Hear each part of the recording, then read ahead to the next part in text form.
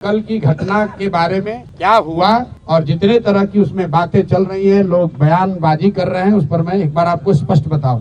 परसों ये प्रशासन को सूचित किया गया था कि छात्र, चूंकि गर्दनी बाग धरना स्थल पर जगह कम है, सब छात्र एक साथ बैठकर बात करना चाहते, इसके लिए गांधी मैदान में गांधी मूर्ति के पास सारे छात्र एक साथ बैठेंगे।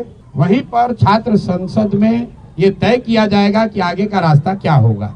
सरकार का जो पहला कहना है कि हमने परमिशन नहीं दिया, ये बिल्कुल सरासर गलत है। परमिशन का कोई सवाल ही नहीं है।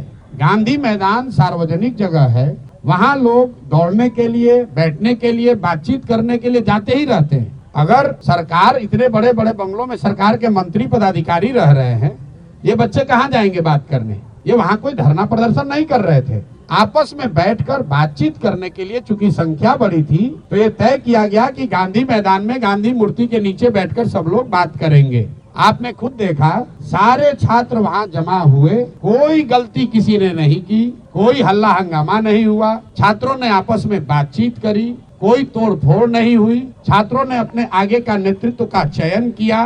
फिर वहां से हम लोगों ने तय किया कि सरकार को अपनी मांगों को देने के लिए हम लोग जाकर उनको ये ज्ञापन देंगे। चलने से पहले दो निर्णय हुए सर्वसम्मति से। पहला निर्णय ये था कि हम लोग कोई भी ऐसी गतिविधि नहीं करेंगे जिसको सरकार इल्लीगल कह सके। तो हम लोग पैदल चलेंगे, कोई तोड़फोड़, कोई हल्ला हंगामा नहीं होगा। सरकार जहां भी हम लोग को रोकेगी, हम लोग वहीं पर बैठ जाएंगे। हम लोग गांधी मैदान से निकले हैं, 10,000 से ज्यादा छात्र वहां से मेरे साथ और बाकी अन्य साथियों के साथ निकले।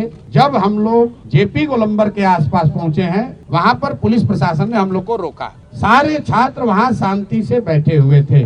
उस दौरान हम लोगों ने वहां के प्रशासन से बातचीत शुरू की इस स्थिति को डिफ्यूज करने के लिए।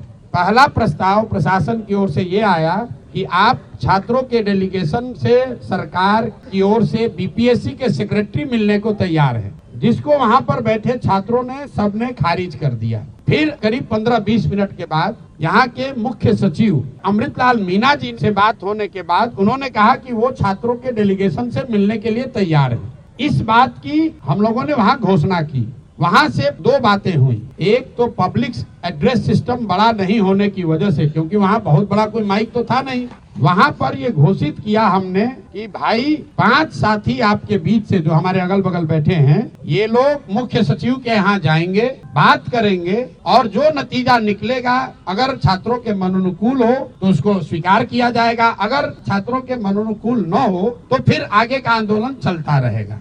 वहाँ से मैंने छात्रों से अपील की कि सारे लोग, आप लोग चलिए, जिसको घर जाना है घर जाइए, जिसको वापस गांधी मैदान चलना है गांधी मैदान चलिए। वहां से मैं निकला हूं और बिस्कोमान पर मैंने फिर मीडिया के कई साथियों को वहां पर ये सारी बातें मैंने बताई है। फिर बिस्कोमान से गांधी मैदान वापस जाकर हम 45 मिनट तक बैठे रहे हैं। जो छात्र भी हमारी बात सुन पाए थे वो सब छात्र हमारे साथ वापस वहाँ गए। 10,000 से ज्यादा का जो क्राउड था, आधे से ज्यादा लोग चले गए। 1,000-2,000 लोग वहाँ टिके रहे। उसमें अलग अलग मत के लोग थे। कुछ लोगों का ऐसा मानना था कि भैया हम लोग यहाँ आ गए हैं, अब हम लोग पीछे नहीं हटेंगे, हम लोग को यहीं बैठे रहना है। कुछ लोग हम लोग की ओर से प्रयास कर रहे थे समझाने का कि भाई अगर आपको बैठना भी है तो चल के गांधी मैदान पर फिर बैठा जाए। हमने वहां बैठकर बुलाने की कोशिश भी की। कुछ छात्र नेता आए, कुछ नहीं आए। सिट आउट खत्म होने के 45 मिनट के बाद मुझे ये सूचना मिली कि पुलिस ने वहां पहले वाटर कैनन का प्रयोग किया और फिर छात्रों पर बर्बरतापूर्ण लाठी चार्ज किया गया है।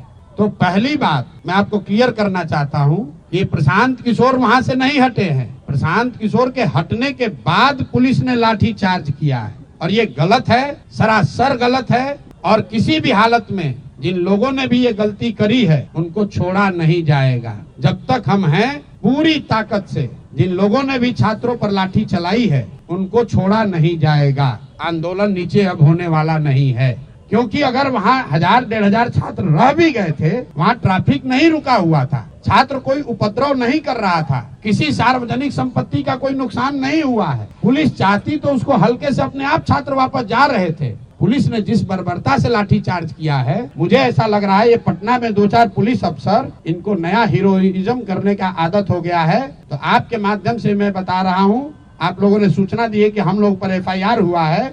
आज हम लोग यहाँ के पुलिस पर FIR भी करेंगे, पुलिस पर कोर्ट में भी जाएंगे, इनको ह्यूमन राइट्स में भी ले जाएंगे और जिन बच्चों को बर्बरतापूर्ण तरीके से मारा गया है एक एक उसका हिसाब होगा। अगर नारेबाजी करने से लड़के उल्लंघन कर रहे हैं कानून का, तो आप लड़कों को दौड़ा दौड़ा कर मार रहे हैं, वो कानून का उल्लंघन नहीं है। कौन से कानून में लिखा हुआ है कि पुलिस ऐसे मार सकती है? कोई नहीं मार सकता है। और अभी एक मौका में फिर से सबके हित में हम लोग लफंगई करने नहीं आए हैं। मैं चाहता हूं और छात्र ये चाहते हैं कि उनका रास्ता निकले। इसीलिए जो छात्र साथी हमारे बैठे हुए हैं, कल रात में 4 बजे तक सारे लोगों ने निर्णय लिया है कि हम लोग फिर से सरकार को ये अवसर दे रहे हैं। अभी प्रेस वार्ता के बाद यहीं से ये बच्चे जा रहे हैं मुख्य सचिव से मिलने 5 मांगों को लेकर। पहली मांग जो छात्रों की सबसे बड़ी मांग है कि री एग्जामिनेशन कराया जाए। दूसरी मांग, जो अनियमितता BPSC परीक्षा को कंडक्ट करने में हुई है उसकी एक न्यायिक या उच्च स्तरीय जांच होनी चाहिए। तीसरी मांग, सोनू यादव जो लड़का इस पूरे प्रकरण में जिसने आत्महत्या कर ली, उसके परिवार को कम से कम 10 लाख रुपए की आर्थिक सहायता मिलनी चाहिए।